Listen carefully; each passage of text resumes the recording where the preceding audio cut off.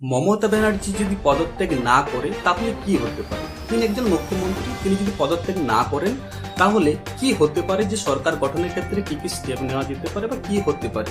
দেখো, কোনো দলের যদি কোনো একটি মন্ত্রী মুখ্যমন্ত্রী হিসাবে থাকেন এবং নির্বাচনে যদি হেরে যান এবং তিনি সরকার গঠন করতে না পারেন, তাহলে তাকে কি করতে হয়? তাহলে তাকে রাজ্যপালের কাছে পদত্যাগ করে আসতে হয়, একটা পদত্যাগ পত্র ইস্তফা জমা দিয়ে আসতে হয়। তাদের দল হারেনি, এটা তিনি দাবি করেছেন যে তারা হারেনি। মমতা ব্যানার্জি এবং ফিরহাদ হাকিম, অভিষেক ব্যানার্জি এরা তার একটা প্রেস কনফারেন্স করে বলেছেন যে তাদের দল হারেনি, তার জন্য তিনি কিন্তু এখানে পদত্যাগ করবেন না তিনি বলেছেন। এ কারণে তিনি রাজ্যপালের ভবনে পদত্যাগ করতে যাবেন না, এটা তিনি বলেছেন।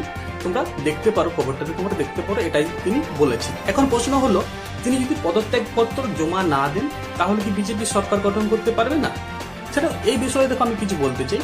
এই বিষয়ে কি আছে দিদি, দেখো এই বিষয়ে গভর্নমেন্টের যে একটা নিয়ম থাকে সেটা একটা টেনিয়রের মাধ্যমে, নোটিশের মাধ্যমে জানিয়ে দেওয়া হয়। সেটা নির্বাচন কমিশন কিন্তু একটা নোটিশের মাধ্যমে জানিয়ে দেয়।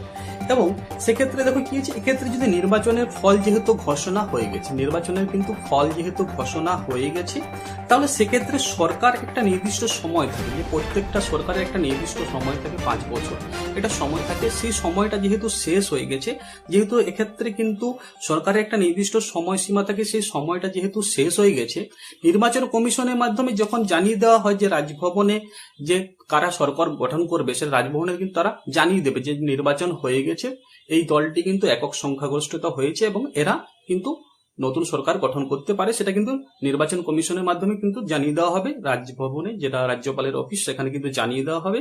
এবং সংখ্যাগরিষ্ঠের মাধ্যমে যারা দল জিতেছে, যে দলটা সংখ্যাগরিষ্ঠতার মাধ্যমে জিতেছে, এবং তারা কিন্তু সরকার গঠন করতে পারবে, এক্ষেত্রে কিন্তু সরকার গঠন করতে পারবে, কোনো অসুবিধা নেই।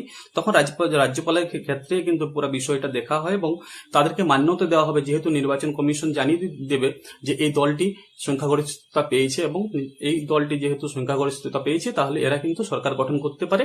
এটা কিন্তু রাজ্যপাল কিন্তু বলে দেবে এবং তারা কিন্তু এই বিজেপি কিন্তু নতুন সরকার গঠন করতে পারবে। এক্ষেত্রে এখানে যে পদত্যাগ পত্র যদি নাও জমা দেয়, কিন্তু তারা এটা কিন্তু সরকার গঠন করতে পারবে, বিজেপি কিন্তু সরকার গঠন করতে পারবে। এই নিয়ে কিন্তু কোনো রকম সমস্যা বা কিছু নেই।